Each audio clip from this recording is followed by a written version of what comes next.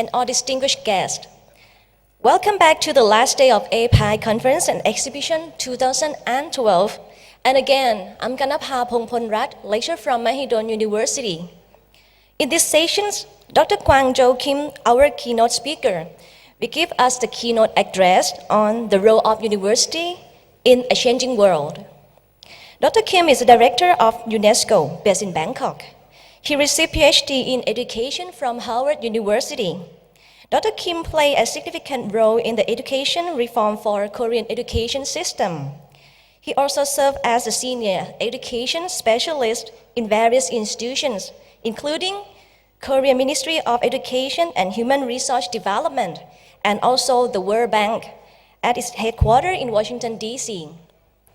In 2009, Dr. Kim was appointed as director of the UNESCO Regional Bureau for Education in Asia Pacific, as well as UNESCO representative to Thailand, Laos PDR, Myanmar, and Singapore. We will spend an hour for these sessions, and to avoid further delay for the closing ceremony and your farewell lunch, may I invite Dr. Kim to give a special talk. Dr. Kim, please.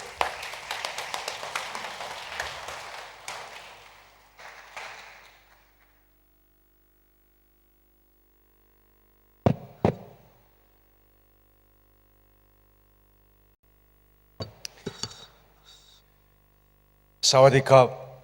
Very good morning to all of you. I am Gwang-Jo Kim. I'm very pleased to be here today to be part of this APAIE 2012.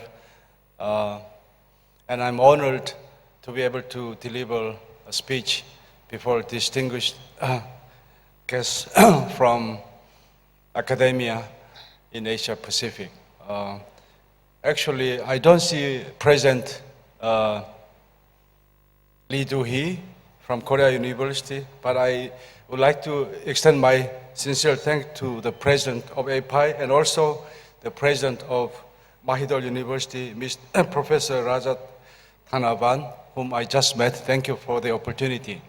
When I was invited to this important occasion, I was thinking, what can I say about this social responsibility? So I was consulting my colleagues what might be useful for the distinguished audience. So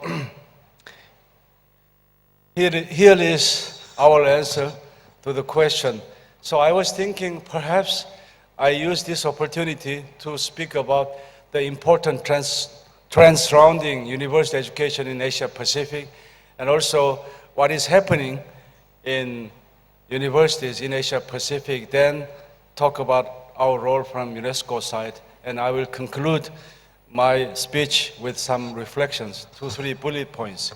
And I understand I'm given 1 hour, but I will try to finish my presentation in about 40 minutes or so that I can take some comments, questions. Would that be okay, Mr. President? Thank you. Okay, we can think of many trends which are related in one way or the other to university, but I have decided to look at 4 important trends, one of which is population change in population, demographic change. As you can see, this is the population pyramids for ASEAN and Pacific Island countries, part of Asia Pacific, what we call. By the way, UNESCO office in Bangkok covers 46 member states in Asia Pacific, including ASEAN, Pacific Islands, and South and West Asia, and Central Asia. But using this pyramid, I'm going to tell you what is happening in the population. I'm sure all of you already know about this population change, but if you look at this population change from university education angle, it has many implications, I suppose. One of which would be, as you can see,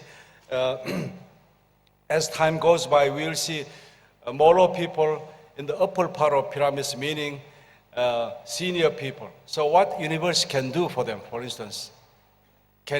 Should we and could we re-educate them in one way or the other so that they can maintain, even improve their quality life, even later stage of their life. This is something that we can think about. Interestingly, if you compare two gigantic countries, China and India, is remarkably different at this point in time as of 2010. India, as you can see, a very typical population pyramid where very few people are at top, many young people at the bottom. In China, in contrast, many people are in the middle age group. I think this reflects the one-child policy in case of China. If they continue this policy called one-child policy,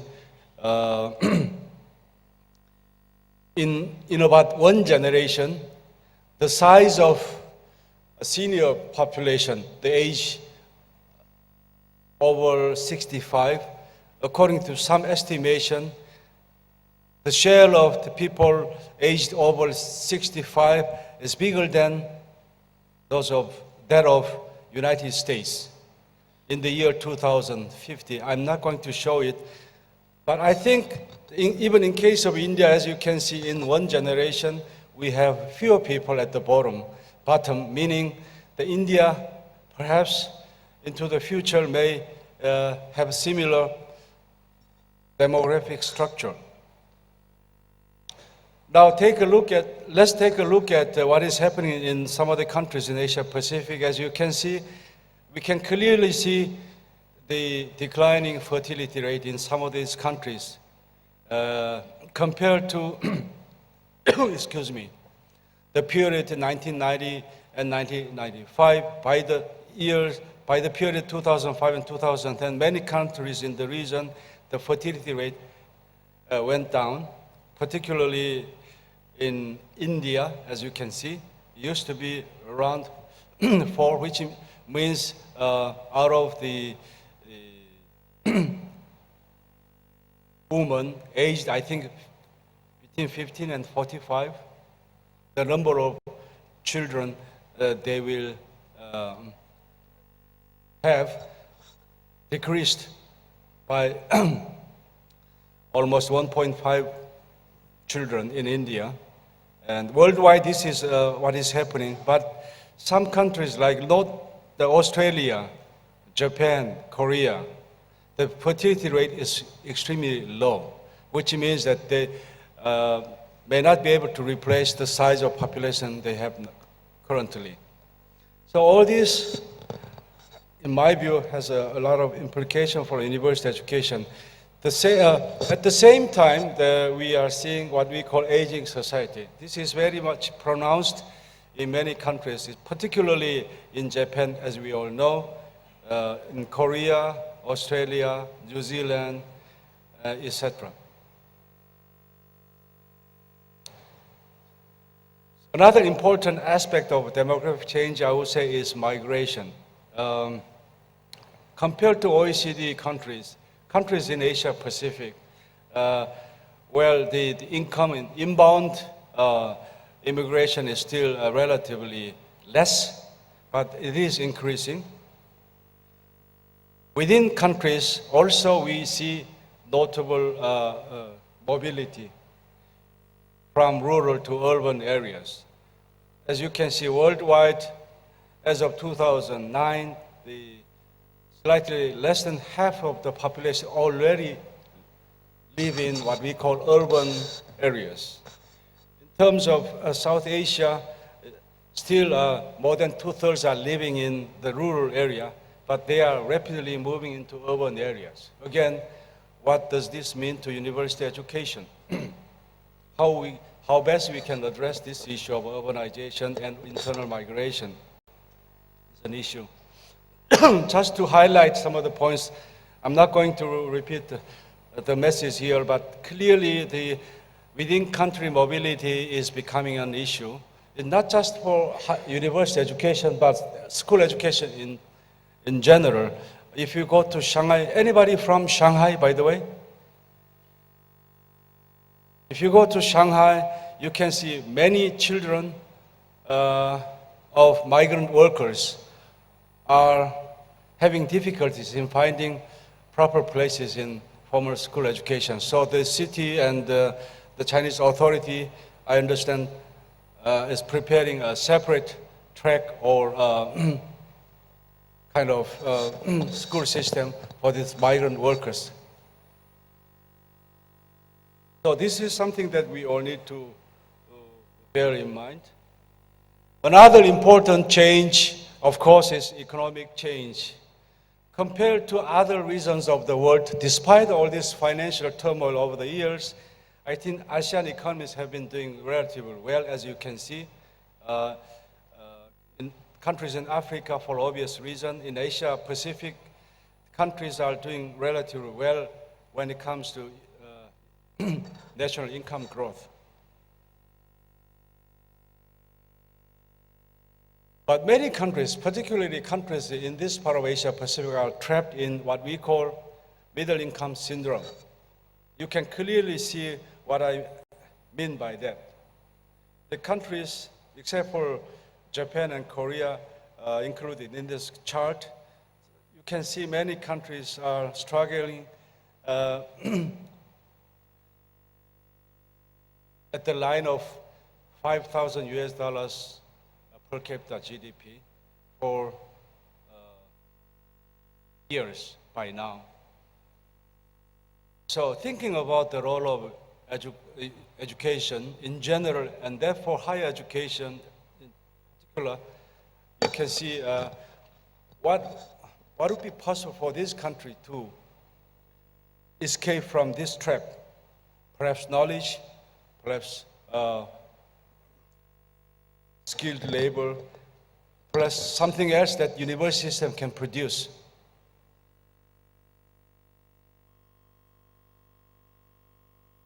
If you look at the details of economic change, well, I would like to highlight one point, which is the economic, industrial, and occupational structure is changing also over the years.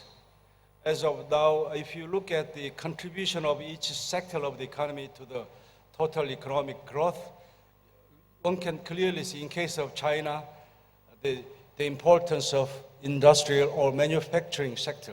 China still being the factory of the world, so-called. If you compare this with the number of people working in this particular sectors of the economy, you can see that still many people are trapped in the agricultural sector, despite the fact that the value added is mostly coming from the industrial sector. So what it means is that people in this low productivity, low skill, and they will not get well paid. It's very obvious from the chart. Again, what would be the role of education and role of universities in terms of helping those who are working in this low productivity sector to be able to work in more productive, more lucrative, I would say, sectors from economic viewpoint? This is a question that we should raise. Also, in terms of economic change, we know that the nature of work itself is also changing. I have been using these charts many times, not because the author, Richard Monenis, used to be my academic advisor when I studied, but this highlights the point that what is needed in the labor market these days is not just manual work, not just warm bodies. Not sure if in English is correct, warm bodies, but the work, the nature of work, and the world of work requires thinking of all kind. So non-routine analytic and non-routine intellective type of work are more the kind of jobs are needed in the world of work. So again, in my view, these high order thinking skills of some kind could be only delivered through good university education. Again, I think this has immense implication for university education. Jobs are less secure by now in many economies. Third important trend that I think is important to university education is, of course, technology. It's becoming ubiquitous these days, regardless of the economic development state of any country. The exponential growth of website as an indicator, for example, and also the computing power grows exponentially. Mr. Huang used to be with Samsung. I think before Huang, there was a person called Moore's. We used to call Moore's Law, then Huang's Law. I think it stopped at Huang's Law because they haven't been able to follow with that. But the point is that computing power increases more than the capability, our capability of using the technology. Again, how can universities tap into the possibilities of this evolving technology? The last important trend that I would like to mention, especially in the context of Asia Pacific, is just disaster and conflicts, risks caused by both man and nature. Asia Pacific is a big region and a very long coastal line, so very prone to all kinds of natural disasters, as we all know. Typhoon and cyclone is one thing, floods is another, earthquake, landslide, you name it. So if you look at the incidence of most recent natural disasters, this is the region of the world where we can see many different types of natural disasters. So we speak a lot about sustainability. From sustainability perspective, again, what would be the proper role for university? By the way, UNESCO is piloting some programs with the universities in the region to see how this ESG concept can be embedded in the university curriculum. Conflicts, as you can see, many parts of Asia, we see the conflicts, man-caused disaster, I would say. So again, how education, university education, can plant the seeds of peaceful mindsets in the men and women. I think, by the way, this is the ultimate mandate of UNESCO. Since the world begins in the minds of men and women, defense of peace must be constructed in the minds of women and men, UNESCO constitution says. So I think this can be done through school education at all levels, but university clearly has a role to play. So this is what I see important trend for higher education. Now let's look at higher education itself, what is happening, what are the changing landscape of higher education. I think this part, I'm sure that all of you are familiar, but I'm not going to repeat what you already know, but just to remind ourselves of the important changes taking place in higher education itself. Massification, diversification, and internationalization are what we say are important trends in higher education. So let me give you some statistics about this massification, the phenomenon called the massification. East Asia and Pacific is just about world average in this regard, in terms of expansion of higher education. But if you look at Central Asia is slightly above the world average, above East Asia and Pacific.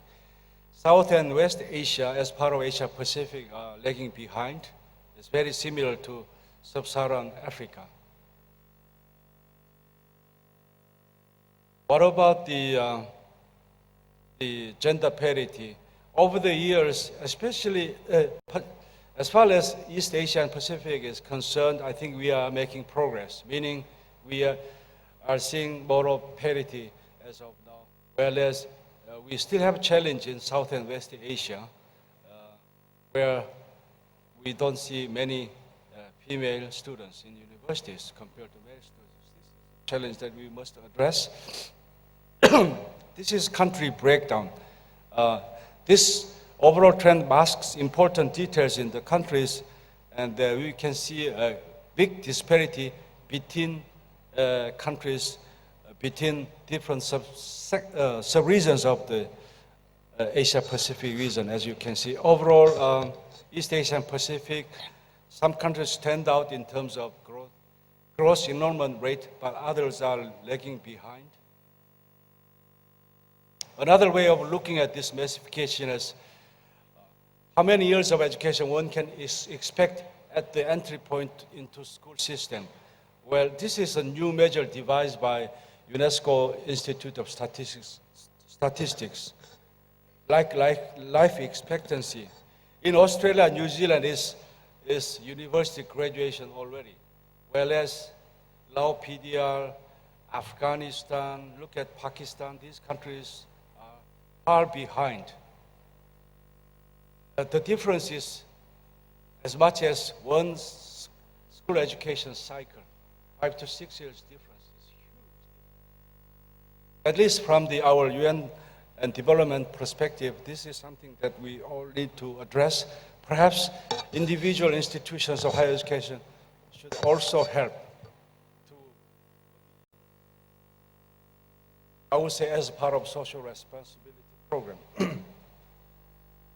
Diversification, we already know that. But one thing that I would like to note is some countries in the region, the private sector is already big, whereas in some other countries, there is a big room to improve in terms of engaging private sector through what we call PPP and other programs. Global investment in higher education varies according to country situation. Some countries are spending more than 1% of GDP, and some countries are spending less than 0.05% of GDP. But look at this, the tuition level at more or less the same level of spending. You can see the difference. How can that be? I have no answer, but this is something we all need to think about in terms of effectiveness and efficiency. Another important trend with regard to diversification is open and distal learning modality. What we call mega universities increased substantially over the years. In 1994, 11 mega universities with 3 billion students. By now, by 2008, we already see 23 mega universities. By the way, mega universities is a university that has more than 100,000 students. We are all keen on this issue, phenomenon called internationalization. One thing we all know is that this is the region where our region as a whole is at the sending end of the students. Outbound students are bigger than inbound students. But this seems to be changing over the years, especially in recent years. They say of 15 major sending countries, we have this 5-6 countries from this region called Asia Pacific. China followed by India, Republic of Korea, my own country. This is quite phenomenal if you consider the size of country. After two gigantic countries, I should say, Korea is number 3 in terms of sending students to foreign soils. As I say, Asia Pacific as a whole, especially East Asia and Pacific, as you can see, this looks a bit complicated, but roughly 40 students, of those students go outside their own country, 40% of students remain in this region, Asia Pacific, whereas 60% of Asian students are going other regions, most notably to North America and Western Europe. But if you look at the Western Europe, the 80% of the students remain in the region. Is it good or bad? I don't know. It depends on how you look at the phenomenon from which angle. In a way, it would be good for Asian students to remain in Asia, for them to better understand their neighbors, so that later on they can find partners, friends in different countries, neighboring countries, so that this will help to promote peace in the region. But on the other hand, we know that countries in Western Europe and North America, the technologies are well advanced, so in terms of capacity building, it might be better for them to go outside the region. But anyhow, in Asia Pacific, it used to be that the outbound students was almost two-thirds of the students until, I don't have the statistics at hand, but if my memory is correct, until I would say 10 years ago. But by now, those who choose to remain in the region increased slightly, as you can see, from 30% to 40%. But you look at South and West Asia, the majority of the students are going outside the region. I'm talking about students from India, Pakistan, etc., so and so forth. So for those from South and West Asia, from Pakistan, India, Bangladesh, etc., they opt for universities in North America or Western Europe, whereas compared to South and West Asia, students from East Asia and the Pacific, the more students choose to remain in Asia Pacific. I think this is maybe China effect. In the coming years, I would project that more of Asian students choose to stay in Asia. And I can foretell that based on this analysis by Professor Kuroda in Japan. This is very interesting. Professor Kuroda looked at the student mobility between ASEAN plus 3 countries. It looks a bit complicated, but the trend is very clear, which is that compared to 2 points in time, 1997 and 2007, by 2007, we can see more students are flowing in and out between these ASEAN plus 3 countries. Take, for example, between China and Japan, students from Japan to China, it was 12,000 some students in 1997. By 2007, it's 18,000 students. But dramatic increase from China to Japan. In 1997, 11,000 students from China going to Japan.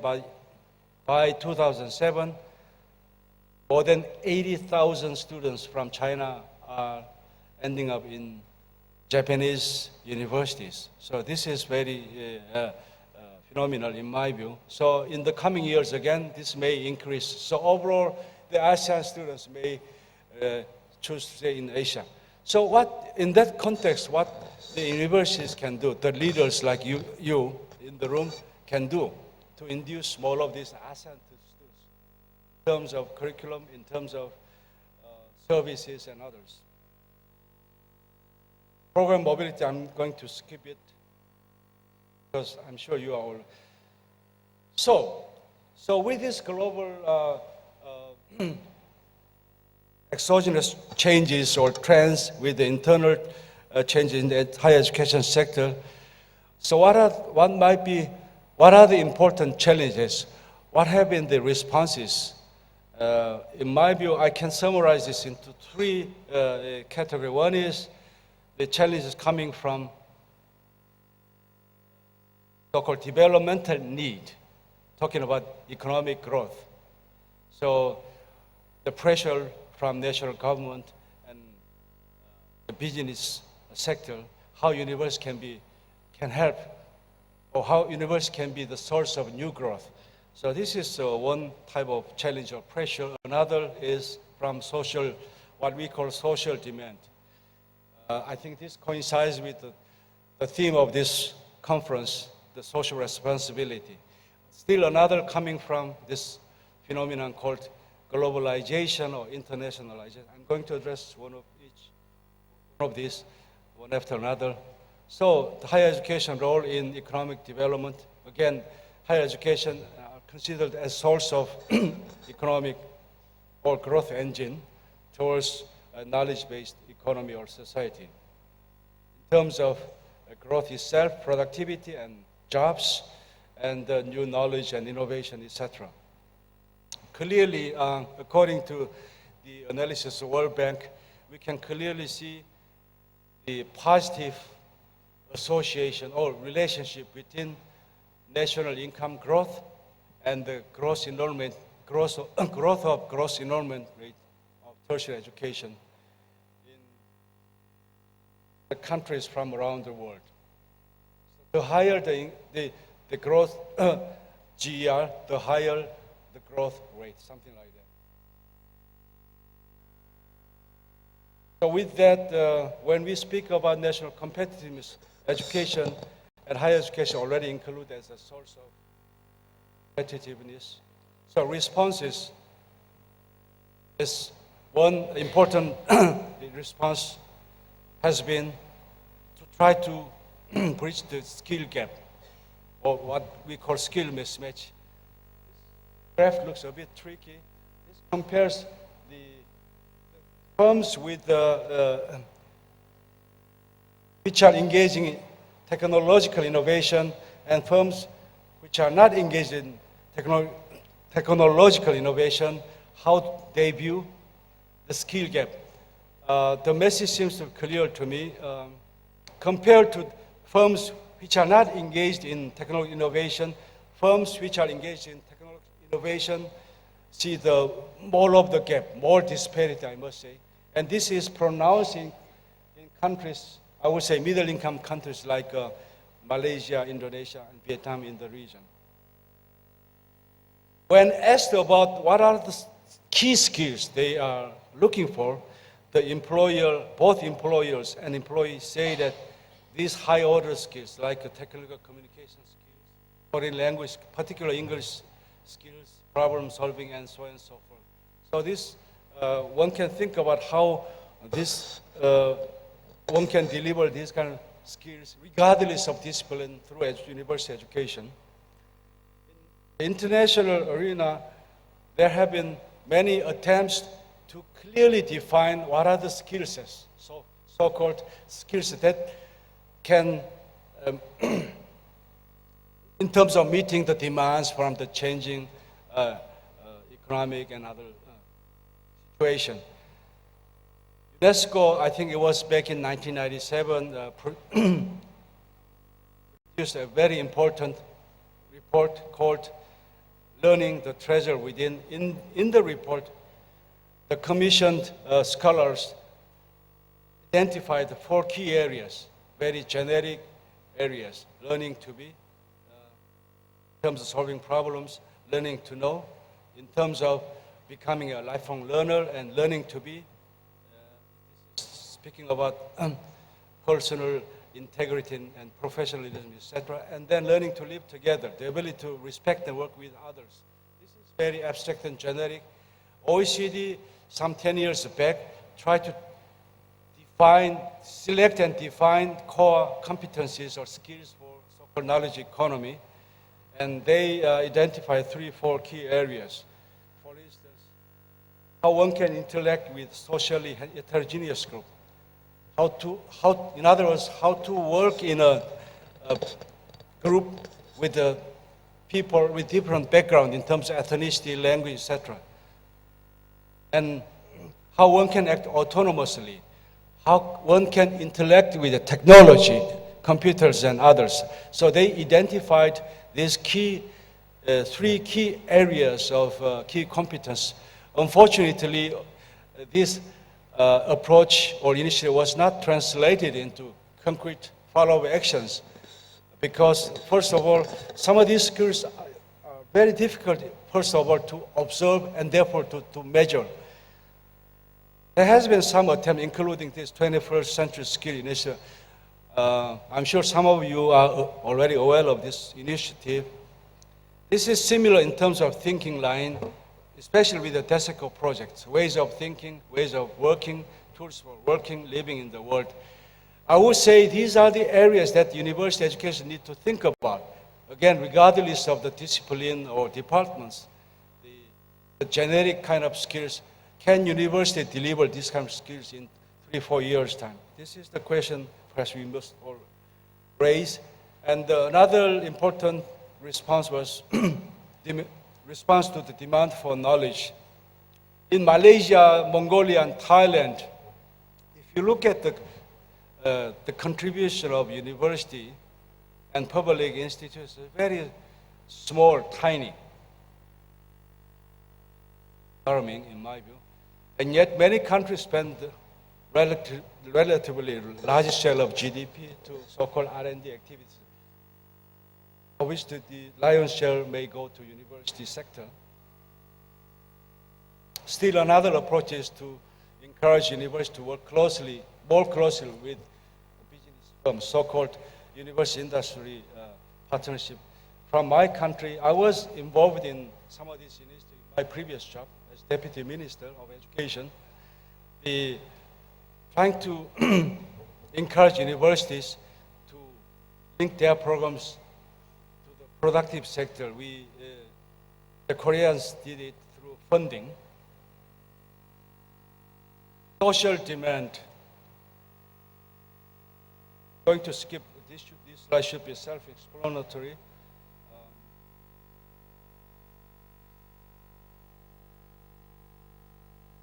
In terms of responding to the social, especially coming from the global agenda, I think I would like to highlight the statement made by the World Conference on Higher Education 3 years ago, organized by UNESCO, headquartered in Paris, said that higher education must not only give solid skills for the present and future world, but must also contribute to the education of ethical citizens committed to the construction of peace, the defense of human rights, and the values of democracy. I think this is a very important statement to meet pressure coming from social pressure. Speaks well about the social responsibility in my personal view. So in terms of thinking about the response to the social demand, I would say the MDG, Millennium Development Goal, which are agreed upon by international agencies, national governments, private sector, NGOs, etc. I think it's important for us to remember we have this unfinished job until 2015, especially in the education sector, gender parity, which is goal number 3 of MDG. And goal number 2 is universal primary education. So what university can do to achieve or to speed up the process of MDG between now and 2015?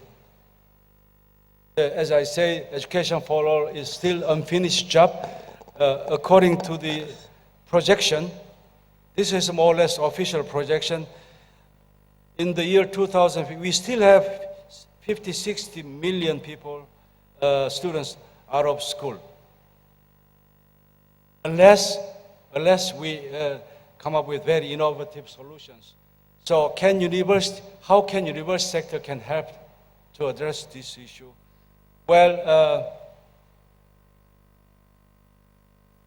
university can play a very important role, particularly the producing qualified teaching force, and in terms of doing analytic work to look into the efficacy of education, etc., etc.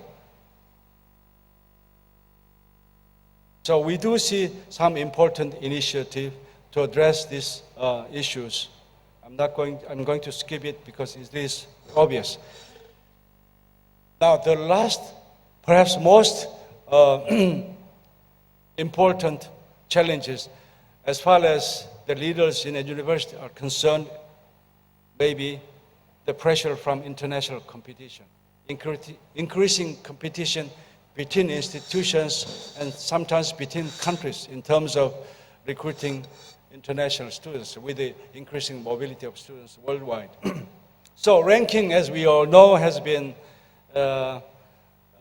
phenomenal over the years by media, and in some cases by institution itself.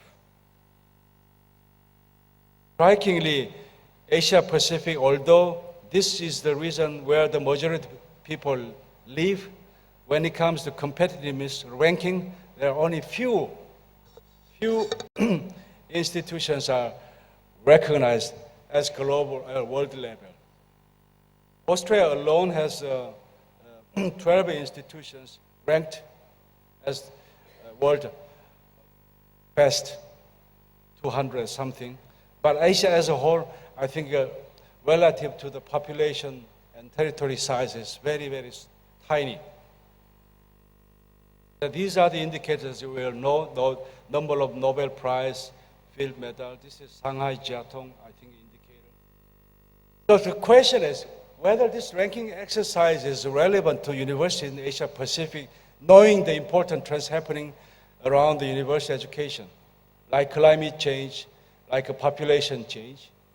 In terms of universities responding to these important challenges or changes, this ranking exercise may not be that important, and yet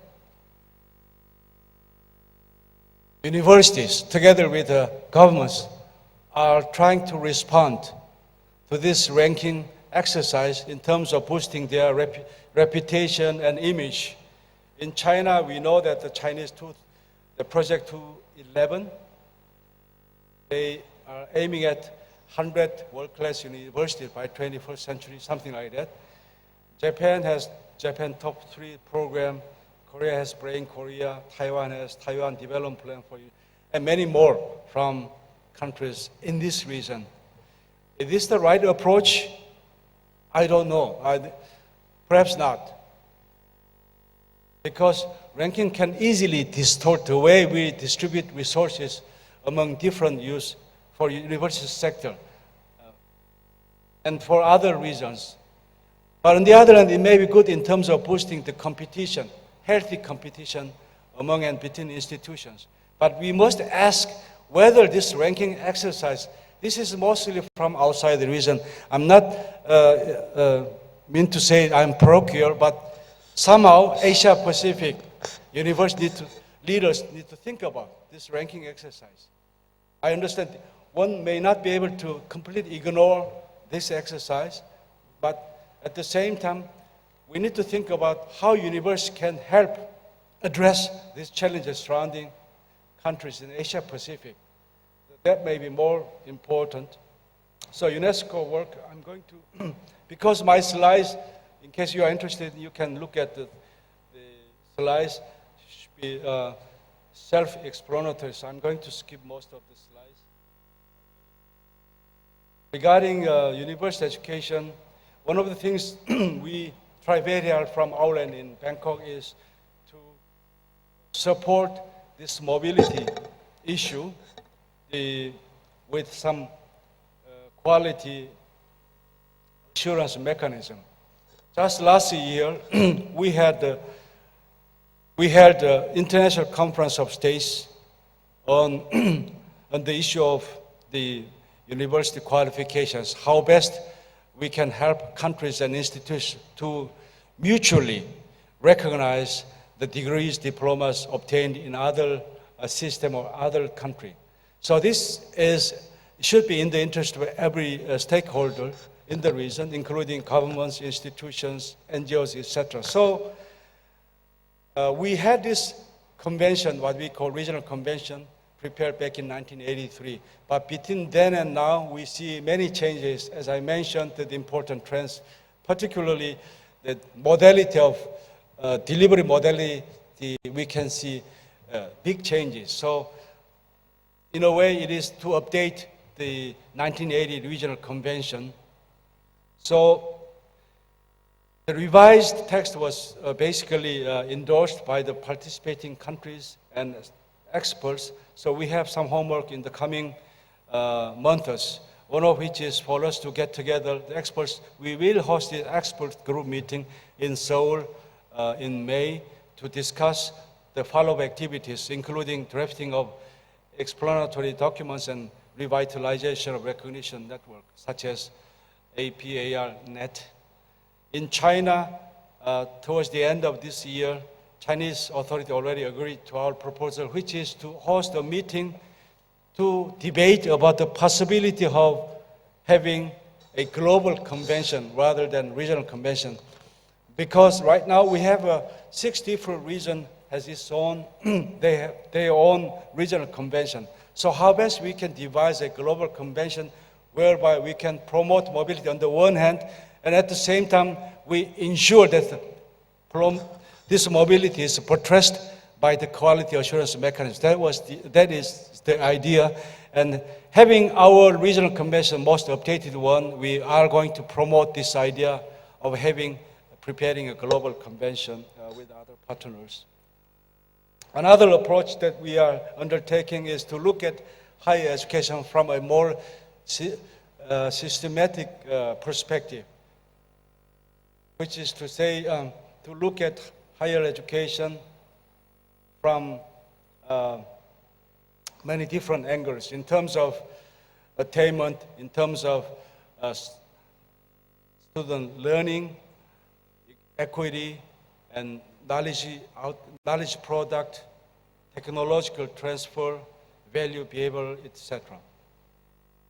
So, for instance, if you look at this chart, proportion of the population with a tertiary degree, Singapore is at the top. When it comes citation index per 100,000 inhabitants, again, Singapore is top, and followed by Japan, Korea, etc. So, what are the factors that determine this kind of performance measured in terms of the coverage, in terms of knowledge production? So this is the idea. Another, you may think that this is more of economist approach, but based on my experience in the government, this kind of exercise could be useful in terms of thinking about higher education policies at the system level. So this is one of the things that we are doing from UNESCO and with the World Bank. Again, another initiative that we have is, like I said, with this climate change and environmental changes or man-caused conflicts, how education in general and higher education can help to make the world more sustainable. So there is a great role for the education and higher education to play in this regard. So we do it under the name ESD. So with that, I would like to end my speech with 3 bullet points. So with these changes, it's time for us to rethink and redefine the roles of higher education in terms of meeting with these new challenges and changes. In that regard, I think the theme of this conference is highly, very timely and relevant.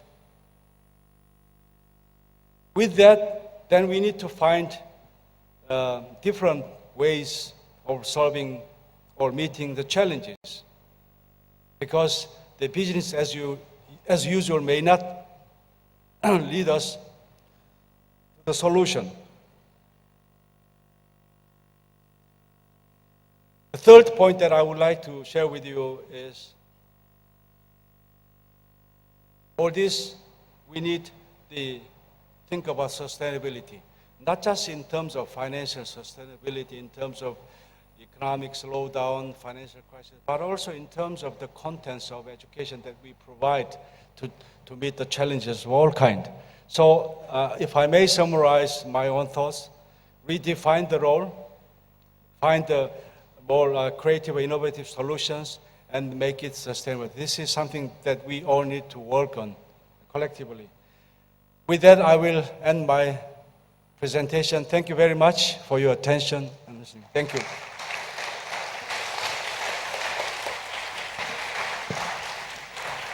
Thank you very much, Dr. Kim, for sharing of your valuable knowledge and experiences with us. And please remain on the stage for the group photo. Please allow me to invite President Duhili and President Rajata Nawin on the stage for the group photo. And for the audience, please stay with us in this room. Closing ceremony will be started in a few minutes. Thank you very much. If I may, thank you, Ms. MC. I intended to take some questions after my presentation. If you have any comments, questions, or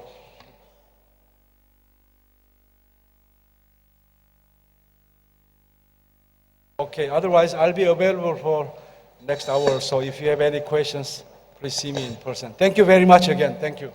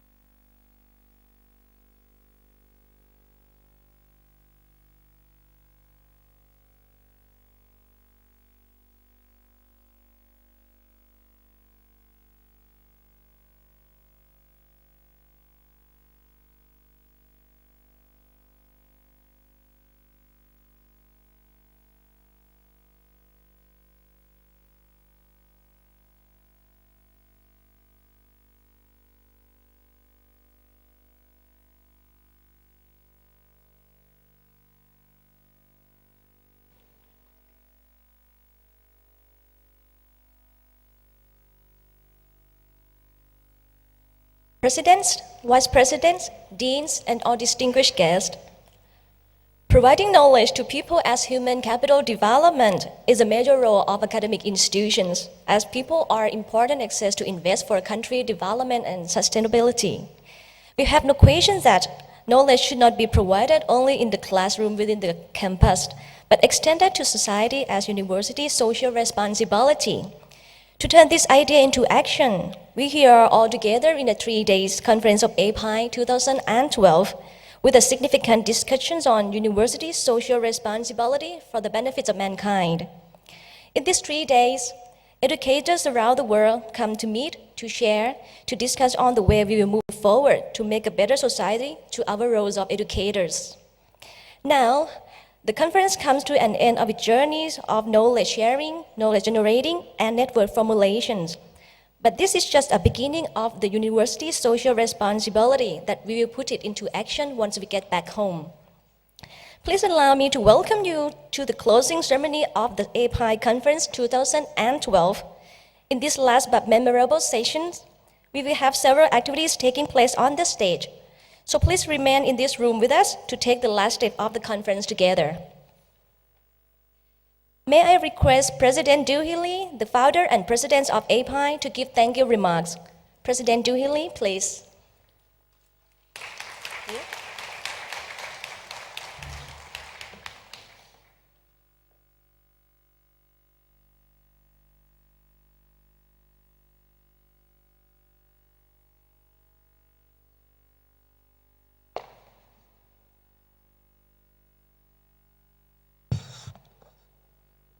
I would like to start by thanking to the Mahidol University for the tremendous effort its members have exerted to ensure that this conference will be both successful and enjoyable.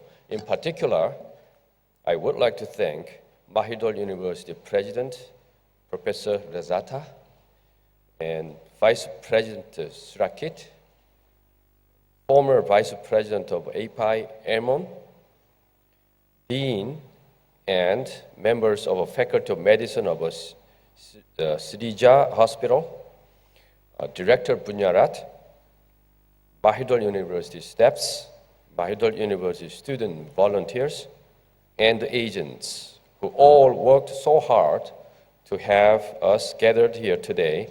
I would like to also add my appreciation to the APAIE Secretariat and the APAIE Board members.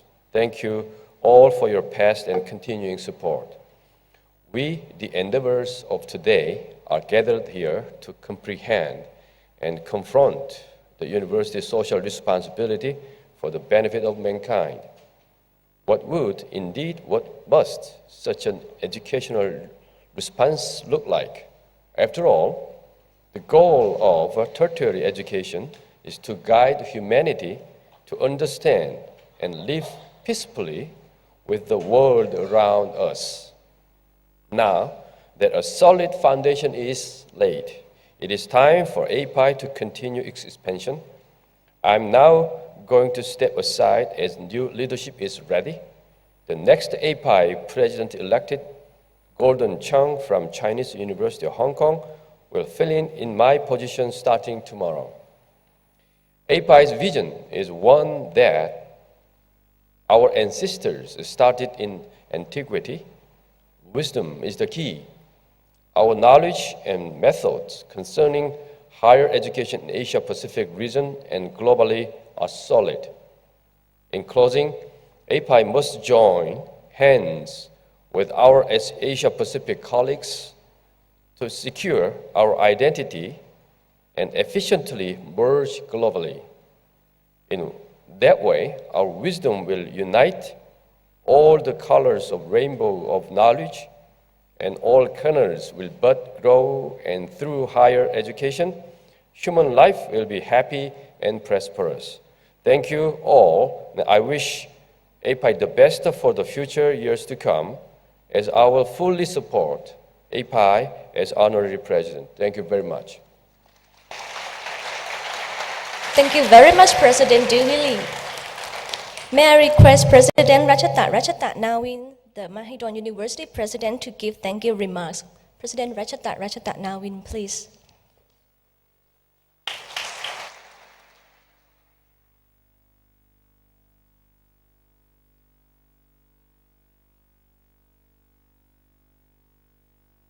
President Duholi and members of the APAIE Board of Directors, distinguished guests, ladies and gentlemen. I'm delighted to report that APAIE 2012, under the theme of University Social Responsibility for the Benefit of Mankind, has been a great success and brought together several hundred academic and educational professionals from around the region and beyond.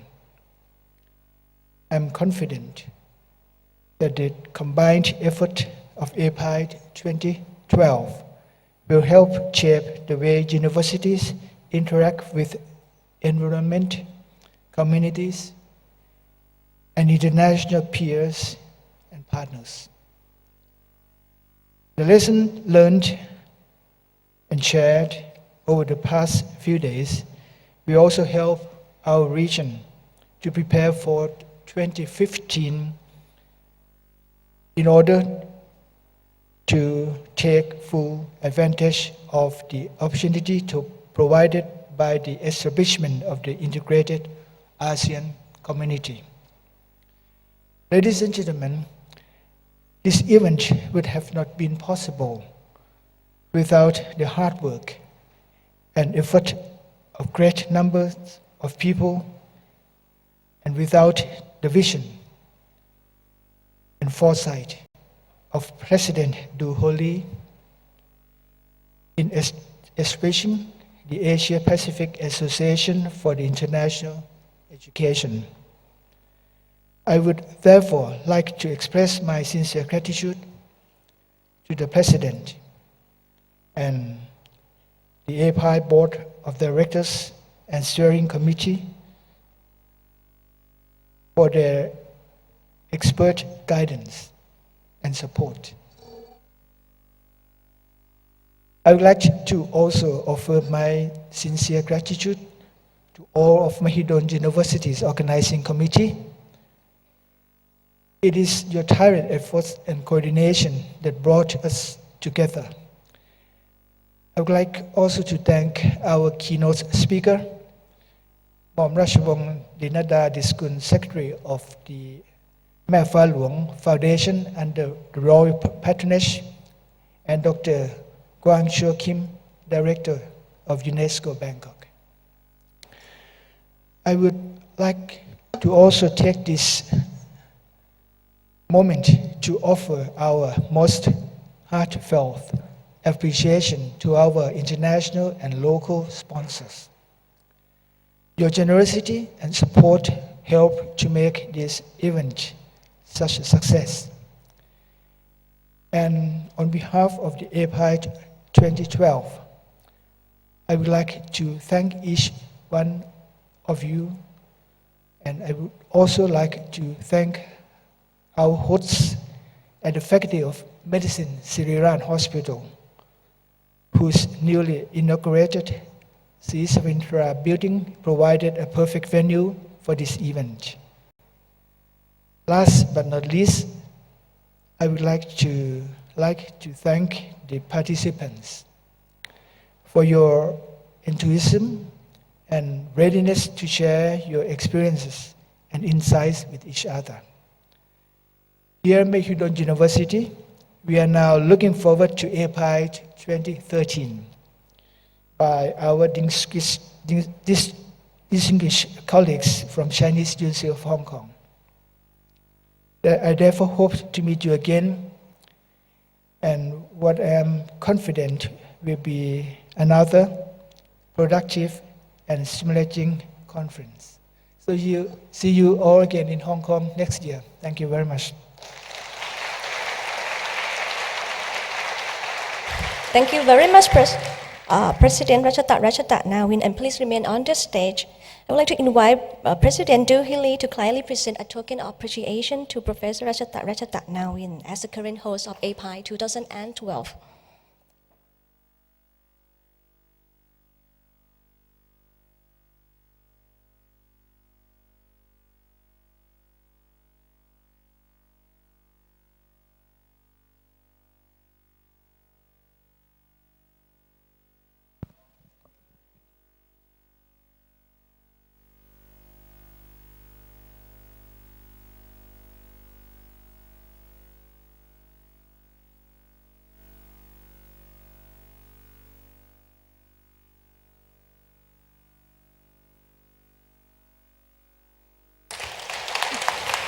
Thank you very much, President Juhili and President Ratchata Nawin.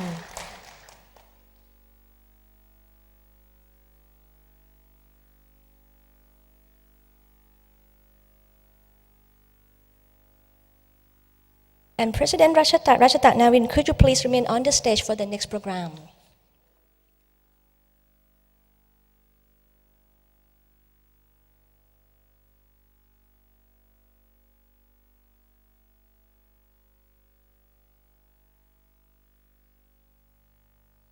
Now we come to the flag exchange ceremony.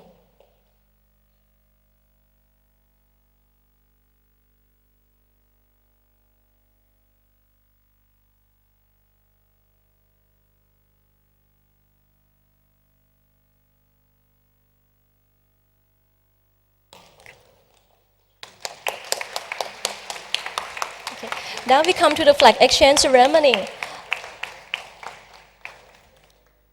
And on important occasions, may I invite Professor Joseph Chung, President of Chinese University of Hong Kong, the next host of APAIE 2013.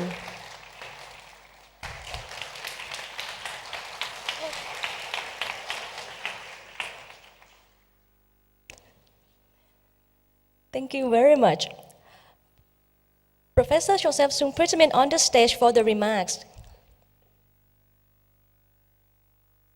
Presidents, colleagues, distinguished guests, ladies and gentlemen. As one of the 13 founding members of the APAIE, the Chinese University of Hong Kong has worked closely with the Secretariat at the Korea University and other founding members in making the association a success over the years. We have been waiting for the right time to host the annual conference and exhibition. I'm pleased to announce that the Chinese University of Hong Kong will host the APAIE conference in 2013, a perfect year for our university because it will be celebrating our 50th anniversary.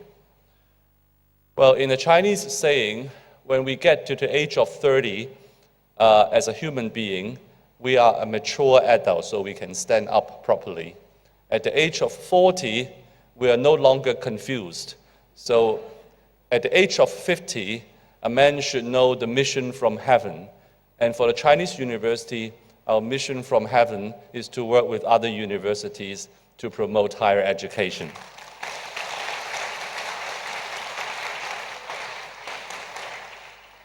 Since the inception of the Chinese University 50 years ago, our mission is to combine tradition with modernity and to bring together China and the West. And this has always been our core value and the mission. And over the years, we have been associated with many partners around the world, from the West to the East. And right now, we have 240 student exchange programs with different universities. So naturally, on our 50th anniversary, it is a very important occasion for us to celebrate such an achievement with international education. Hong Kong, by the way, is a good location for APAIE conference. Hong Kong, being called the Pearl of the East, is a dynamic international city. We are, in fact, a very trilingual and biliterate city where most of the Asian partners can come to Hong Kong within 4 hours of flight. We have planned to put this convention at one of the biggest convention centers in Hong Kong. But one of the problems that we face is that Hong Kong has too many shopping areas. So we'll try to keep our audience in the conference by putting the conference a little bit away from the shopping area. But it will be very close to the airport. However, if you decide to spend your money, it will only be 20 minutes by train to go to the city center where you can find LVs and all the big names. So I hope the coming meeting in Hong Kong, we will be able to welcome all of you, and we also promise to bring in more partners from the mainland China, because there are hundreds of universities from the mainland, and we would like them to be a member of this international party. So ladies and gentlemen, preparations are already in in place for 2013. Our new president, Professor Gordon Chung, and his team is working very hard to make this a successful meeting. And I can assure you that this will be a very educational and internationally fruitful forum for all of us to explore the way ahead to face the challenges of higher education in the Asia-Pacific region and the world. And I would also like to welcome our guests from Europe, North America, and other continents from different parts of the world. Thank you very much. Chung. President Duhili, could you please be invited on the stage again to make a very special announcement for the audience?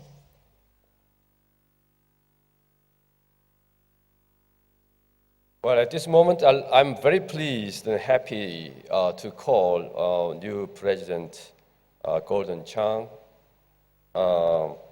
and the Vice President-elected Uchida Katsuji.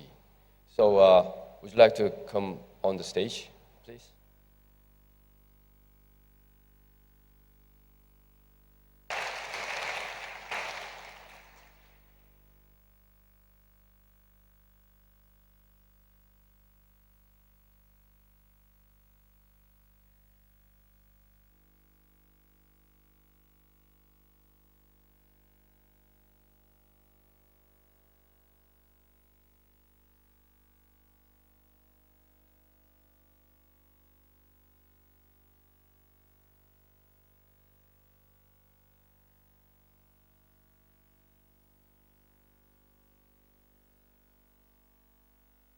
Hi.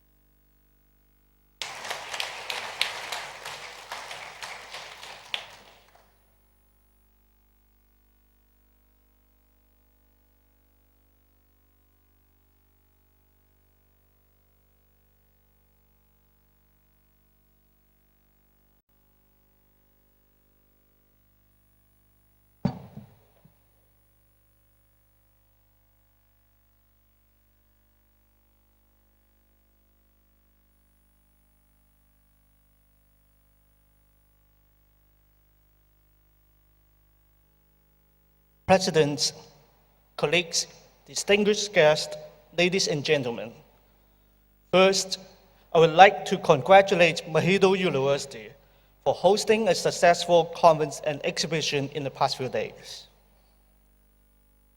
I stand before you greatly honored to be appointed as the second president of the Asia-Pacific Association for International Education. This association was established in 2004 by 13 founding member institutions. Under the leadership of Professor Duhili and with the support from members of the board of directors, the association has evolved from a young, energetic association passionate about international education to become one of the most important associations that advance the development of higher education in the Asia-Pacific region.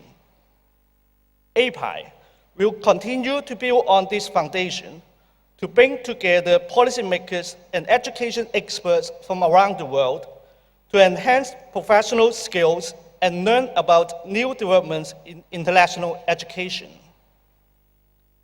As APAIE is evolving to a larger and more mature association, we will develop a long-term and sustainable plan for the annual conference and exhibition and enhance collaborations among member institutions. APAIE will serve as a training ground for executives working in international education. We will serve as a platform for directors and vice presidents in international relations to share their experiences and concerns. Through establishing these initiatives, APAIE will bring the higher education institutions in other parts of the world to this region, and to bring higher education institutions in this region to the world.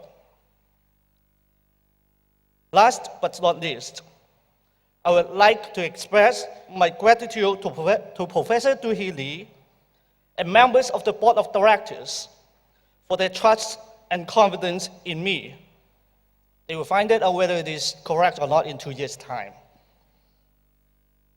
I also want to thank the Vice Chancellor and Pro-Vice Chancellor of my university, the Chinese University of Hong Kong, for their support in the election process and their continuous support in my future challenges in APAIE work.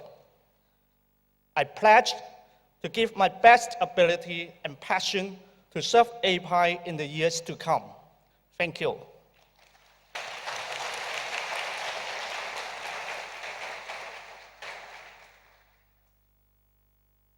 I gave a very short speech because I need to thank our outgoing president. But 3 days ago, when I prepared to do this, 2 board members came to me and they said that I cannot fight with them and they want to come to represent the board of directors to express our thanks to President Du-Hee Lee. So now may I invite Anne Pakir and Ed Porter to come to say some words.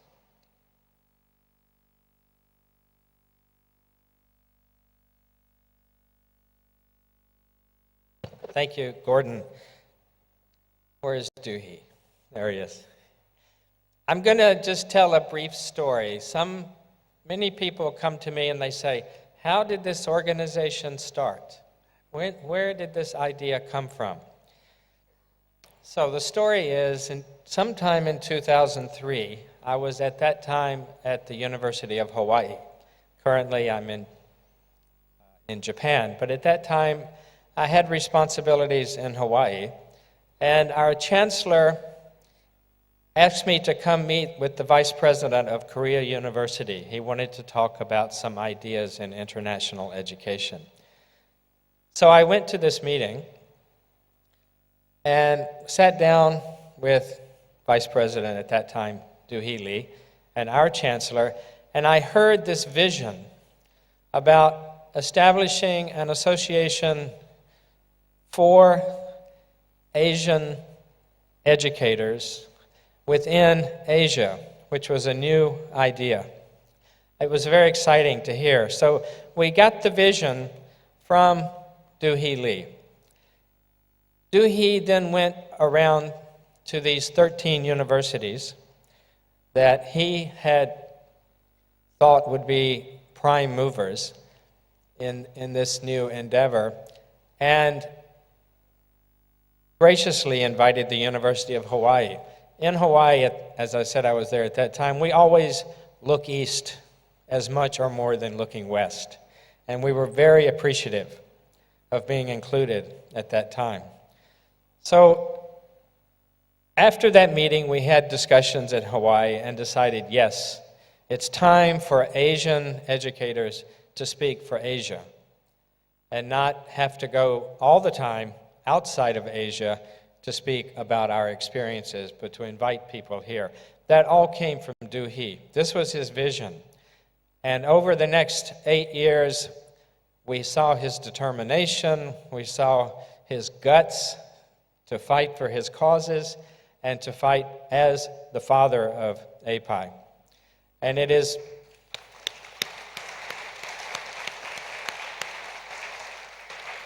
but it all started with this idea to personally visit these schools, to make personal contact, face-to-face, and it made all the difference, certainly in the context of Asia. So, Du-Hee, thanks for what you did. None of us would be here without you, and it all started with this vision that continues today, and it was the face-to-face, personal relationships that allowed it to happen. Thanks so much.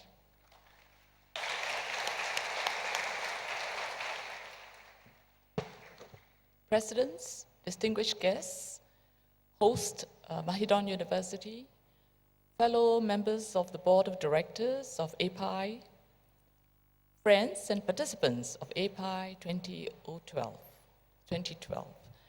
It is a great privilege and honor for me to say a few words about APAIE, about a historic figure and a historic moment when APAIE was born. I remember very distinctly on a cold and chilly, snowy day in Korea, 13 universities responded to Do Hee Lee's call to get together to discuss an important idea and to form a determination for a grand vision. And his grand vision was to build on a gap that he saw very clearly 8 years ago, before we all became familiar with the idea of an ascendant Asia. He saw that we needed a sister organization to the American one, called NAFSA, and the European one, called EAIE. He saw a moment in the future when he would sit in a rocking chair and nod when the Asia-Pacific Association for International Education became a full-fledged body and recognized as NAFSA and EAIE. I think beyond that, he felt that the young people whose lives we must touch as members of a community dealing with aspirational youth, he saw that these people needed attention, commitment, and passion, which he himself demonstrated in the building of APAIE. Today, we are very familiar with this term APAIE, but we had a very vigorous discussion on what it should be called. And I thought it would be a wonderful idea to call it, with his vision, a pie in the sky. And today, this pie in the sky is something we all are happy to have with us. And it has happened because of Do Hee Lee's vision, his commitment, his passion, and his fatherhood of a baby, which he now courageously has entrusted to another committed and passionate president. And we hope that this bouncing baby that Do Hee Lee gave birth to will become a very robust and healthy adult and will perform very well in an ascendant Asia, where the issues of globalization and higher education will really be debated, vigorously discussed, and acted upon so that our one planet Earth will be a safer and better place. And I think that was Do Hee's initial vision, a peaceful, harmonious, prosperous society where every one of us will feel that this pie in the sky was a great thing to have. Thank you, Do Hee, for your vision.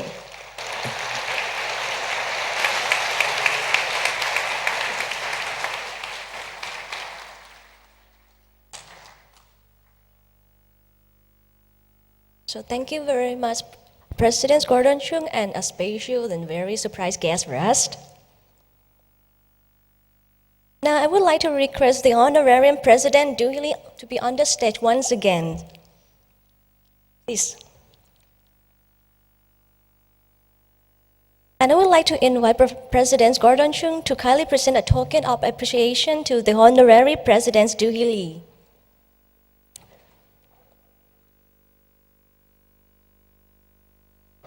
The two speeches were never discussed in our board meeting. Well, you know, when I was president, I knew everything, but now I don't know something. Thank you very much. This is my happiest moment, and I'd like to express my deepest appreciation. Thank you very much.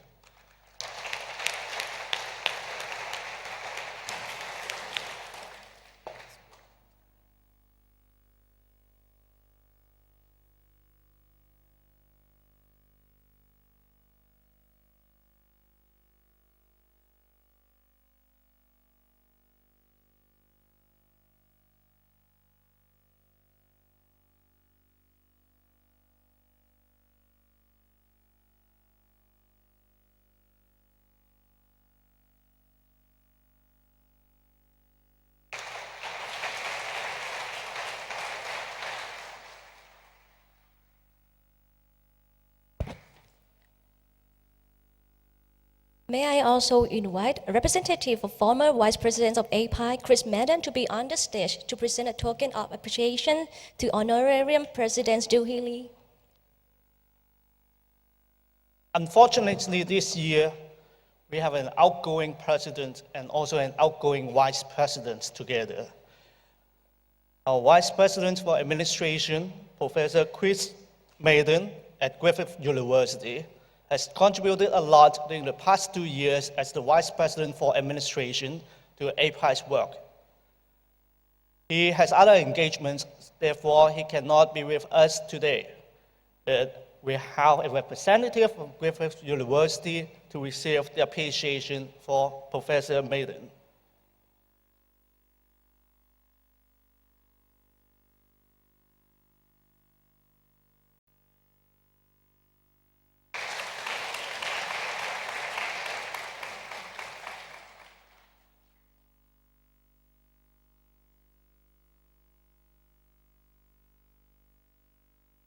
Now, may I invite President Rajadat Nawin to present a token of appreciation to the Honorary President Du Lee on behalf of Mahidol University.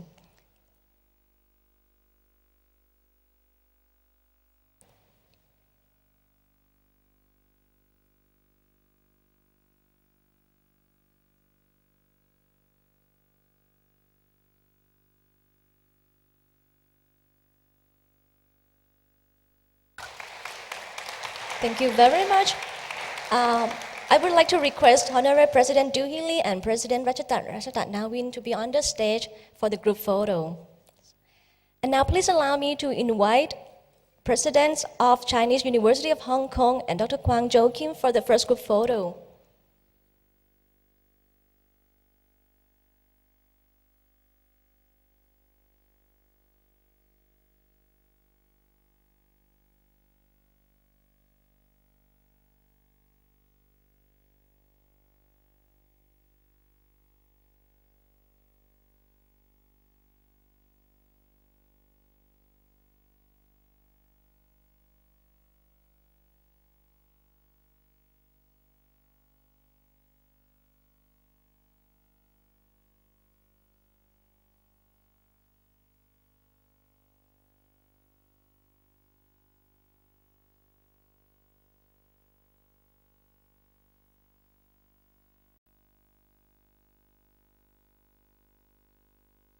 Meanwhile, please allow me to invite APAIE Board of Directors, Mahidol University executives, and Siriraj executive on the stage for the second group photo, jointly with the first group.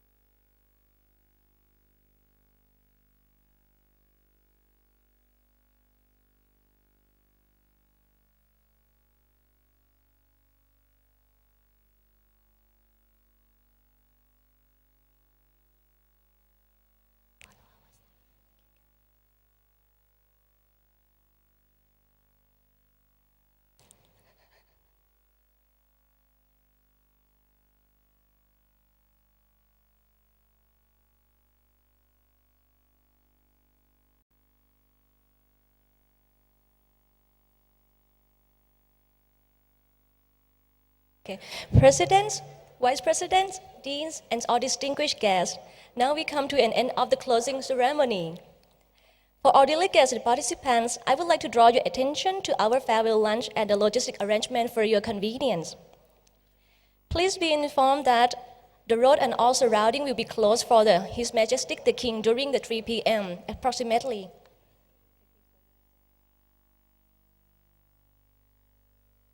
Well, before we end the closing ceremony, before you leave, and before he leaves us, okay, don't think that you can run away from us. Okay. Although you passed the presidency to me, but the board of directors greatly honored, okay, to have you on board again. So we invite you to be the honorary president of APAIE, starting from today.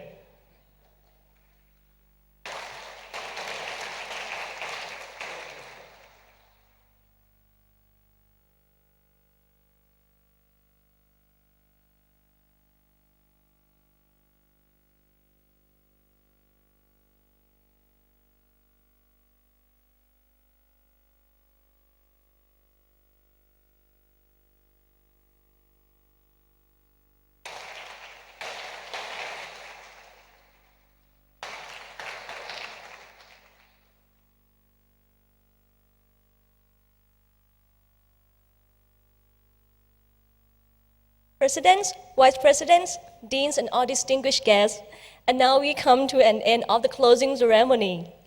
For our delegates and participants, I would like to draw your attention to our farewell lunch and the logistic arrangement for your convenience. And also please be informed that the road and surrounding will be closed for His Majesty the King around 3 p.m. approximately. We'd like to adjust the departure time for the boat to be at 2 p.m. And for farewell lunch, the farewell lunch will be located at the Medical College Auditorium. For your travel back to the hotels, shuttle boats will be arranged into 3 routes. The first route from Faculty of Medicine Siriraj Hospital to Millennium Hilton Hotel. The second route from Faculty of Medicine Siriraj Hospital to Royal River Hotel. And the third route from Faculty of Medicine Siriraj Hospital to Shangri-La and Mandarin Oriental Hotels. And again, shuttle boats will leave at 2 p.m. Exhibition room disassembly by 5 p.m. Secretary room still available until 5 p.m. And for tourist information, please contact TAT counter. And to this end, I would like to express my sincere thanks for our concern and your presence and cooperation. Please stay with us for the farewell lunch and see you again in the APAIE 2013. Thank you very much. Enjoy and bon voyage. For the special announcements, Professor Christopher Finlay, University of Adelaide, you still be in this room. We would like to cross-check with you. If you're still in this room, please raise your hand.